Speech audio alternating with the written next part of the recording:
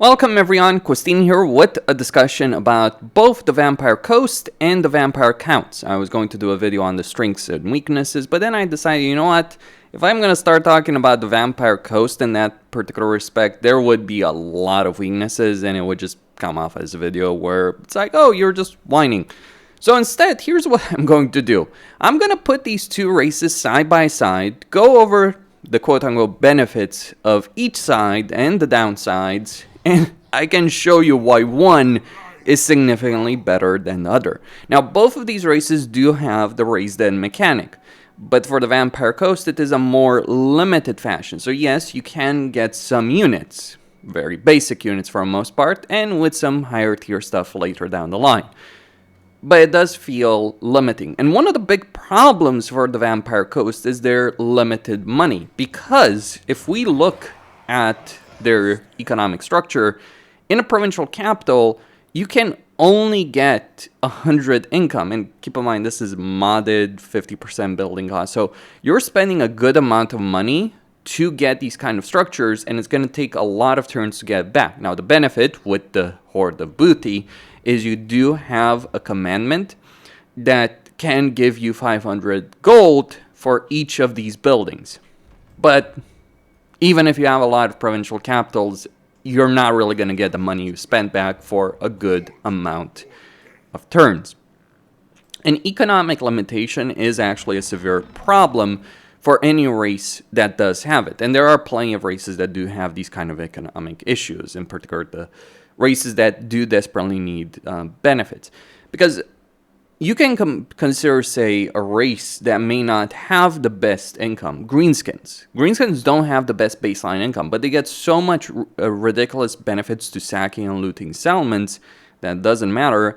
And while, again, they don't have a good income from their buildings, they have cheap structures, they do get their income building capped off at tier 3, and they have buildings that increase their raiding and sacking income. Something that the Vampire Coast, which should be focused on them far more so than the Greenskins, doesn't have. And that is the really weird situation. Then the Vampire Coast does have these Horde armies. You start with your Legendary Lord having a Horde army, and then you can unlock 4 others. This is genuinely a benefit, to be sure, because there is a good amount of power to be gained through here, like upkeep, campaign movement range, that kind of stuff. That is pretty solid. And of course, also hero recruitment and, crucially, hero capacity for gunnery wights, as well as for Morgul hunters. And even Vampire Fleet Captains. So the heroes that you can recruit, all of the heroes that you can increase your capacity by 1. But the problem is that outside of those Horde armies, it's really hard to increase hero capacity because regular settlements are not going to allow you to do so. The only way to increase Vampire Fleet Captain capacity is to get a regular settlement to tier 5, which is, pretty painful. Any faction that requires a tier 5 settlement to increase hero capacity is not great. Now, Vampire Coast does generate a decent amount of money through ports, but here's the problem. 1, ports are expensive, the most expensive, and there's only so many buildings per tier, right? So you can only get the port, you only get port buildings at tier 1, tier 3, and tier 5. So that is the downside. And on top of that, if you want to actually get gunnery wights and Morgul hunters, you do need to actually set up pirate coves. So that means you're not controlling the ports yourself, you're leaving it to a faction, likely a hostile faction, because you are disliked by a lot of factions on the campaign map. You're leaving it to a faction that most likely you have attacked, but you don't want to take that settlement or destroy that settlement. You want to set up a pirate cove. And that is not a great system in any way, shape, or form. Now, the upside is that the lords and heroes are actually fairly strong. Undead lords and heroes, or vampire lords and heroes, are typically fairly strong for both coast and counts. Undeniably so. But again, limitation on hero capacity and limitation on how many armies you can maintain because of the poor economy. Even maintaining all 5 of these Horde armies is a mountain of an effort in any regular Vampire Coast campaign. While you can traverse the sea better than anyone else, you do have those problems of economy. And it's not the case like, oh, you have a really good army. You don't have a really good army. A lot of the units are low leadership, low armor, they die very quickly. Yes, things like Death Guard, some of the monster units are fairly strong, but those are also really expensive, 300 gold upkeep for a Depth Guard by default. Things like Morghuls are in a better situation. Rotting Prometheans, Sirens, Rata and Leviathans, etc. They are more durable, but they're also really expensive. Even a Necrophix Colossi, considering the cost and the limitation of money, just doesn't necessarily feel worth it. But what about artillery? Supposedly one of the benefits. Well, you have a really good mortar, the best mortars in the game, but you don't have something equivalent to a Hellstorm rocket battery. You don't have anything equivalent to a steam tanks or a land ship or the lanterns that Cafe has. So from an artillery standpoint, you only have 2 artillery units that are worth it.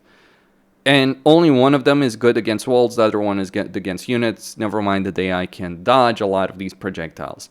As for your range units, the problem with their durability is compounded by the fact that they have limited range. Now, it's better ever since Creative Assembly has improved the situation with range pathfinding, friendly fire and all that. Because, like, vampires shooting and vampires, who gives a shit, basically. That should be the mentality, but still not really a great situation. So those are some of the problems, if you will, of the Vampire Coast, or a lot of the issues. And further on this, Tomb Kings and Vampire Counts also have a really powerful ability in the sense that they can vassalize factions across the map. So whatever weaken through diplomacy, not through subjugation like Warriors of Chaos, they can do it through diplomacy. And this is really powerful because it allows you to have a lot of diplomatic flexibility.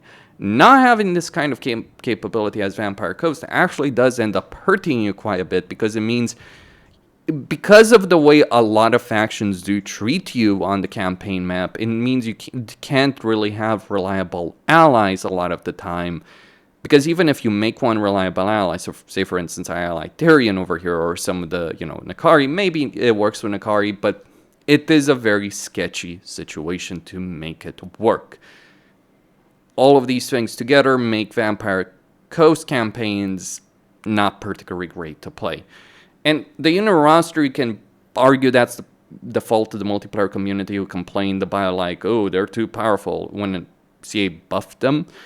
And then they got hit hard and ended up being pointless.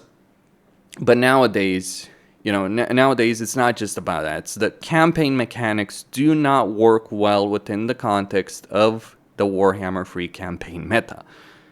What is hilarious is that they're a DLC faction, and not really a cheap one either. But then we compare them to Vampire Counts, who only have 1 DLC, which is relatively cheap, which you don't need pretty much at all to really have a great experience with them, though you can certainly benefit from the units that are available over there. But let's take a look at the Vampire Counts and compare. Because it is a night and day difference. Say hello to the glorious empire of Heinrich Kemmler. Oh, you think I'm talking about just the territory I control? No. Let's talk about the vassals I have. Carcassonne, Coron, Altdorf, Belagar, and Torres. And I'm working right now on Tyrion and Alariel. Probably Tyrion will take the longest time, but suffice to say, this is absurd. And this is with a low reliability rating. The reason the Vampire Counts are able to pull off this nonsense comes down to this following fact. Yes, quite a few factions do have a good amount of aversion against you. Typically around minus 40, though it's kind of weird when you're thinking about certain factions, like Greenskins have minus 40, but Elves have minus 25. Really odd, really freaking odd with respect to that. And even with Elves, if we find the aversion somewhere over here, it is still minus 25. This, combined with the fact that you can vassalize factions through diplomacy, gives you an immense level of power. Because you just need to take maybe 1 or 2 settlements to ensure that you get that kind of vassalization agreement. And vassalization agreements are far more reliable than military allies when you're dealing with aversion, because rarely will the AI factions break those agreements. And yes, the AI is bananas over here with Elfarian, because he's just basically been sitting on his ass. I dealt with Nakari. Don't play campaign customization on Legendary ever since the patch with like I gave the AI a minus 50% upkeep. This is the result on top of the Legendary benefits, which were significantly buffed. Yeah, it's a bit much. Still, my point over here is that alone, that benefit of vassalization is very significant. But there is more benefits to vassalization. See, you have a little research over here. Well, you have several researches. You get an allegiance points benefits plus 25% with factions. And you also get the 10 diplomatic relations with all factions. So that elf aversion is really almost only minus 15. But there's more to this. You also get plus 30 diplomatic relations with Empire, Kislev, Cathay, and Bretonia through the Lamians. Vlad also has a skill line that you can access if you confederate him, because it is a Lord skill line, not a faction effect, that also buffs this further by 40. So all the aversion you have with human factions is nullified, and you can handle the dwarves and other factions. And on top of that, with someone like Kemmler, who does have it as a faction effect, which is surprisingly one of the reasons why Kemmler might just very well be the most entertaining campaign of Empire counts, you get a plus 30 diplomatic relations with Chaos. So warriors, demons, beastmen, Norska, you can have a really good relationship with them. Now, sure, factions will hate you because of your good relations with the Order Tide, but you can make the Chaos Tide, the Order Tide, and do it incredibly well. And the fun, hilarious aspect about this is because of this situation on its own, you're actually better at playing a raiding, sacking playstyle than the Vampire Coast. I am not joking on this. In terms of playing a faction with few settlements that roams the seas and land and just screws over people, you are actually better at playing the Vampire Coast playstyle as the Vampire Counts than they are. This is no joke, because you have the diplomacy benefit, you have those diplomatic relations benefit, you can work with vassalization, you don't need pirate coves, and you have a good amount of income from sacking and looting settlements, but your actual income is not complete freaking garbage in a campaign. Because your basic economic structure generates 250 and goes all the way to 500, and it is cheap, and you benefit quite a bit from resource buildings. And that's just part of it. You also have these special lords over here that you can get for the bloodlines. In particular, the Blood Dragon. Now, every single one of these lords, like we talk about 4 fleet admirals that the coast has. Think of this. We have 15 lords that each Vampire Counts campaign has access to. 15! And these guys start as immortal, so when they die in battle, you don't lose them, you can resurrect them, so you can keep their experience, their benefits. But in particular, the Blood Dragons, and the Red Duke is a special Blood Dragon, the Blood Dragons have a choice of a skill line over here.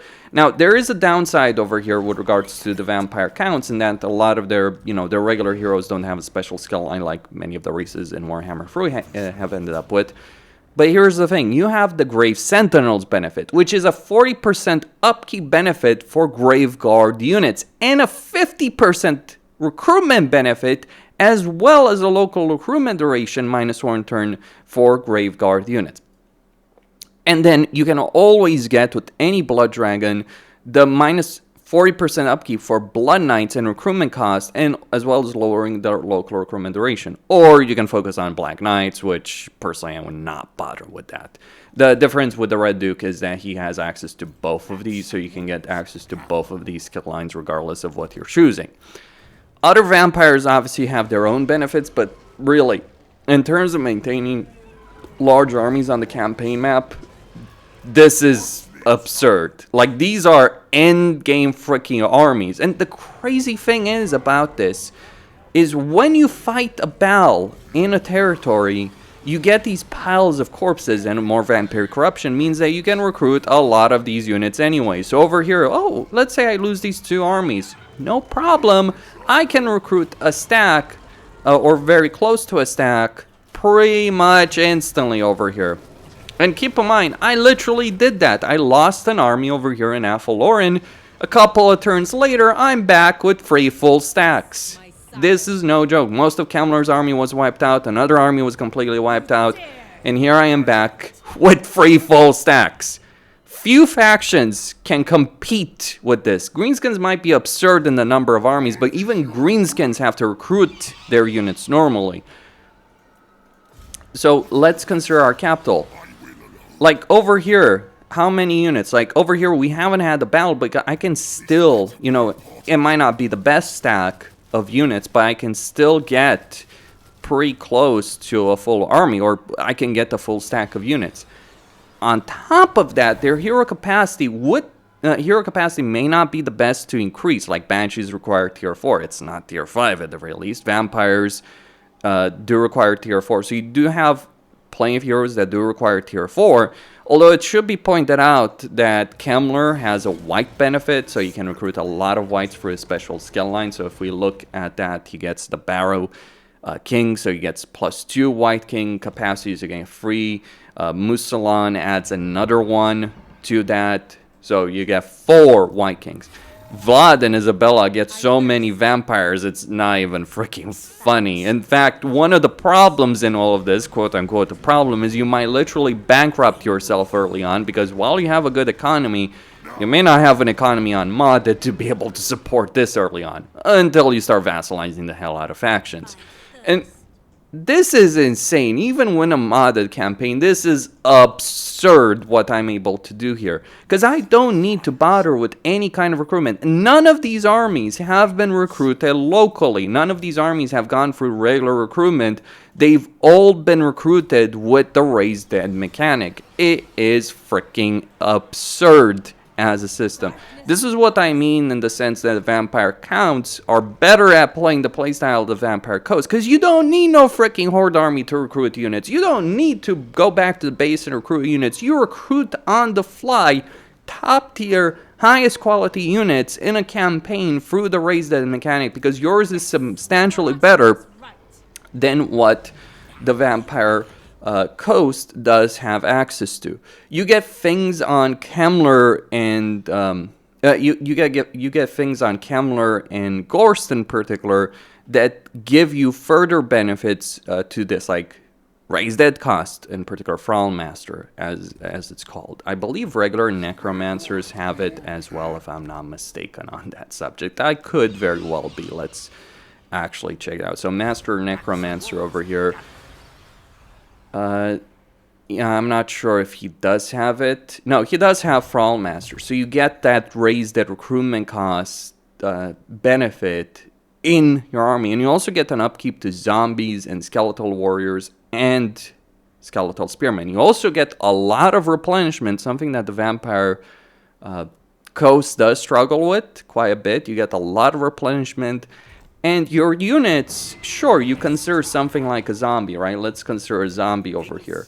Well, a zombie isn't a particularly great unit, but it is on par with a lot of the baseline units that the Vampire Coast does have, and they're much cheaper and easier to access, let alone, you know, skeletal warriors and all that, but really Graveguard, the cavalry, and the flexibility that all the flying units give you. Like, not only do you have great powerful single entities, you also have powerful flying units and Vargeists and Terrorgeists, and even Fellbats. One should not underestimate Fellbats. I've made that mistake in plenty of campaigns.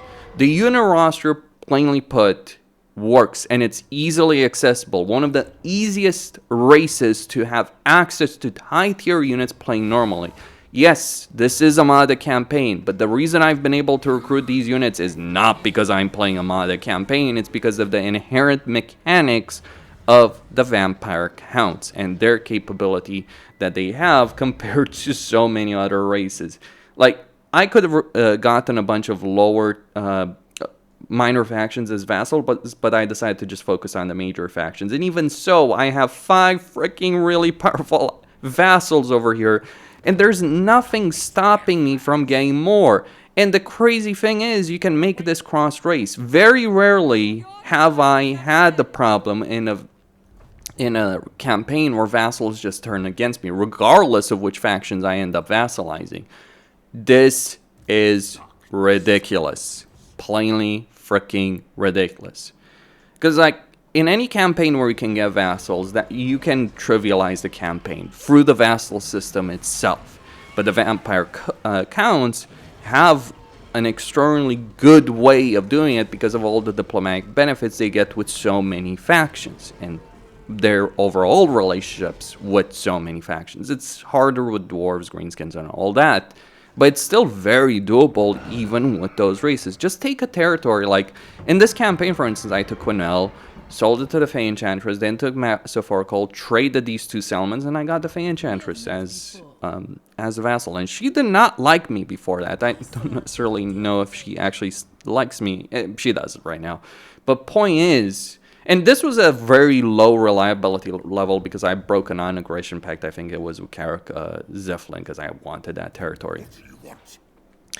And Kemmler doesn't have the ridiculous number of vampires. Like, just being able to hero stack... Like, here's an insanity to consider. Yes, all of your heroes do require tier 4 in order to increase their capacity, with exception of necromancers to increase their capacity at tier 2. And necromancers give you replenishment. That is not a freaking joke.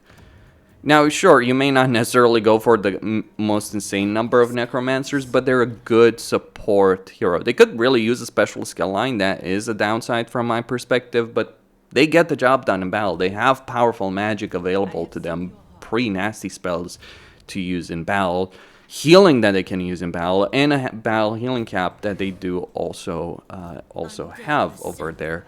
And you can get corpse cards with unholy lodestones that also give you healing in battle. So it's like, yeah, that is very, very strong. Or the Curse of Undeath using that particular benefit. So regardless of how you play them, which campaign you're playing, you will have a really strong faction on your hands as the vampire counts. Manfred and Gorst aren't particularly the most interesting campaigns, but you remember that particular point that Manfred made in the reveal trailer for the Vampire Counts? He said basically that he was the rightful heir of the Empire. Now that's a bunch of bullshit with Manfred, but for Vlad and Kemmler, absolutely the case. The reason Kemmler is kind of better than Vlad is not just the chaos benefit, is like Vlad actually needs to destroy Karl Franz in order to win his campaign. You don't need to do that shit if you're playing as Kemmler. And it is just genuinely hilarious. Also, you're immune to chaos corruption and chaos waste attrition, and Kemmler has further benefits in that respect as well, because he has replenishment in foreign territory, which is really nice to have as a kind of ability. And also, yeah, he gets Krell as well. So who doesn't like to have Krell in their campaign, really? That's all I had to say. Costin signing out. Out of the two vampire factions, it's kind of hilarious that the expensive paid DLC one is vastly inferior to a faction I only got one paid DLC, which you absolutely don't need. The only thing that DLC really gives you are things like Mortis engines and corpse cards. Sure, corpse cards are nice and useful, and Gorst. Sure, and regiments around. Sure, all of those things are nice, but if you're looking to play a race that absolutely has no need of a DLC, just spices things up, but has absolutely no need of a DLC to have a really good time in a campaign, this is the one race to consider. So basically buy Warhammer 1 to access them. Costin signing out.